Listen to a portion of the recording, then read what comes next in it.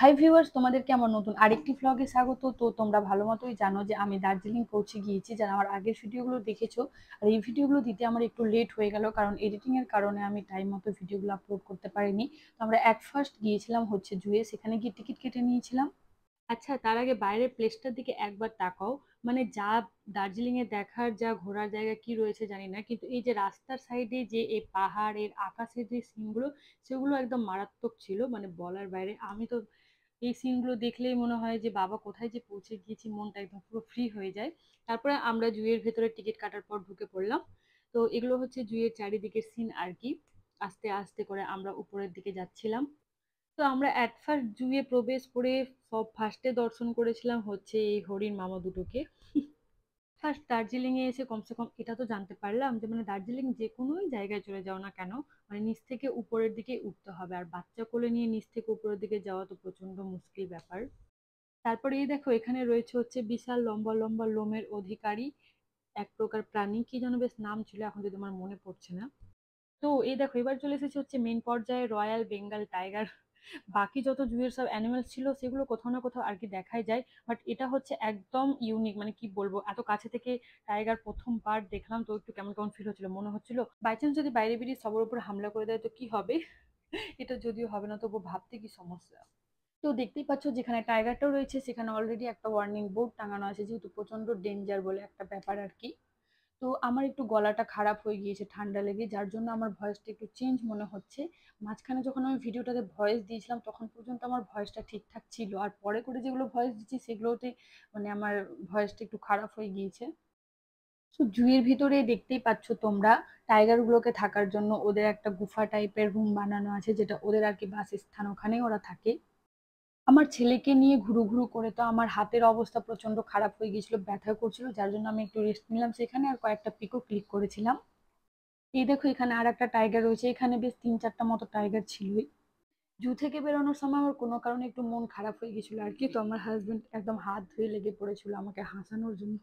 মানে কি আর বলবো। তো তোমরা দেখতেই পাচ্ছ, তারপর আমরা বেরিয়ে পড়েছিলাম হচ্ছে টি গার্ডেন যাওয়ার জন্য। আর বাইরের পরিবেশগুলো দেখতে পাচ্ছ কি সুন্দর, মেঘটা মনে হচ্ছে একদম ছুঁয়ে আছে। খুব ভালো লেগেছে আমার, সত্যি কথা বলতে। যারা দার্জিলিং এ এসেছো তারা তো অবশ্যই জানো যে এখানকার ফিলিংসটা কেমন ছিল।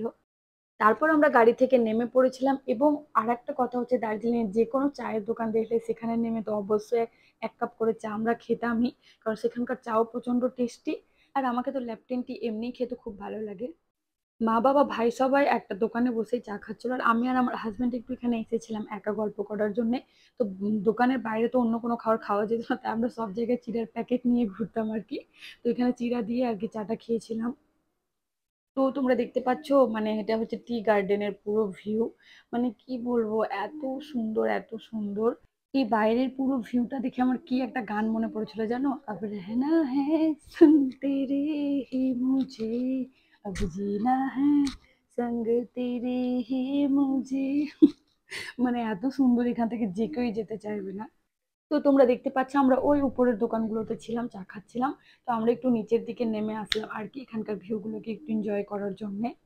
আমার বড় ছেলেকে দেখো না, দার্জিলিং এর মধ্যেও এই বুলবুলা গুলো যে কোথায় কিনে পেয়ে গেছে ওর বাবার সঙ্গে, ওটা নিয়েই ও ব্যস্ত ছিল। যেখানে ফাঁকা আর খুব সুন্দর জায়গা দেখতে পাচ্ছে গিয়ে ফুফু করতে লাগছে, আর ওর ভাই ওর পেছন পেছন দৌড়ে ফাটানোর জন্য। এটা নিয়ে দুই ভাইয়ের কি ঝগড়া। তবে আমার বড় ছেলে প্রচন্ড খুশি ছিল এখানে এসে, আর আমার ছোট ছেলে তো 24 ঘন্টা আমার কোলেই ঝুলছিল, কি আর বলবো, কিছু বলারই নাই। তারপর আমি দার্জিলিং এ যখন এসেছি, তো দার্জিলিং এ সে প্রসিদ্ধ ড্রেসগুলো না পরলে হয় নাকি, তাই জন্য আমি সেগুলো পরে ট্রাই করলাম। তবে একটা দুঃখের কথা যে আমার ড্রেসটা কেমনই একদম ছিল, রংচটা রংচটা টাইপের, মানে এত ফালতু। তবুও জাস্ট পিক ক্লিক করার জন্য, শখের জন্য একটু পরেই নিলাম। এখানে আমি দুই একটা নিজে থেকে পিক ক্লিক করার পর ভাবলাম আমার বাচ্চা দুটোকে নিয়েও একটু ছবি তুলি। তো দেখো না আমার বাচ্চা দুটোর অবস্থা, একটা পিক আমার সঙ্গে ক্লিক করার ওদের কোনো ইচ্ছা নেই। আমার ছোট ছেলে তো মানে ঝুলছিল, পুরোপুরি ঝুলছিল একদম আমার কোলে। তারপর আমরা টি গার্ডেন থেকে কিছুটা পিক ক্লিক করে আমরা বেরিয়ে পড়েছিলাম হচ্ছে জাপানিজ টেম্পল দেখার জন্য। এই টেম্পলটা বেশ সুন্দর ছিল, আর দার্জিলিং এর নাকি সব থেকে উঁচু টেম্পল হচ্ছে এটাই।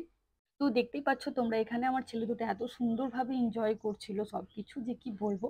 আর অন্য কোনো জায়গায় ওদেরকে আমরা সেরকমভাবে ছাড়তেই পারছিলাম না, কারণ সব জায়গা উঁচু উঁচু আর এদিক ওদিক একটু হয়ে গেলেই বাচ্চাদের পুরো ক্ষতি হয়ে যাবে। বাট এই জায়গাটা ওদের জন্য একদম পারফেক্ট ছিল, ওরা নিজের মতো করে খেলতে পারছিল। আর এখানটা একটু সময়টা বেশি দিয়েছিলাম কারণ এই জায়গাটা ওদের জন্য খুব ভালো ছিল। তো আমাদের দার্জিলিংয়ে যেহেতু প্রথম দিন আর ঘোরার জন্য এই ৩ টে জায়গায় এসেছিলাম, এটাই লাস্ট ছিল। এটা দেখে আমরা হোটেল বেরিয়ে পড়েছিলাম। তো আমার ভিডিওটা আজকে এতটাই। আবারও দেখা হবে তোমাদের সঙ্গে নেক্সট ভিডিওতে। আমার ভিডিওটা যদি তোমাদের ভালো লাগে, লাইক, কমেন্ট, শেয়ার অবশ্যই করে দিও এবং আমাকে সাপোর্ট করে আমার পাশে থেকো প্লিজ। এবং ফেসবুক থেকে যারা দেখছো তারা অবশ্যই আমার পেজটাকে ফলো করে দিও এবং ইউটিউব থেকে দেখলে আমার চ্যানেলটাকে সাবস্ক্রাইব করে আমার পাশে থেকো। বাই।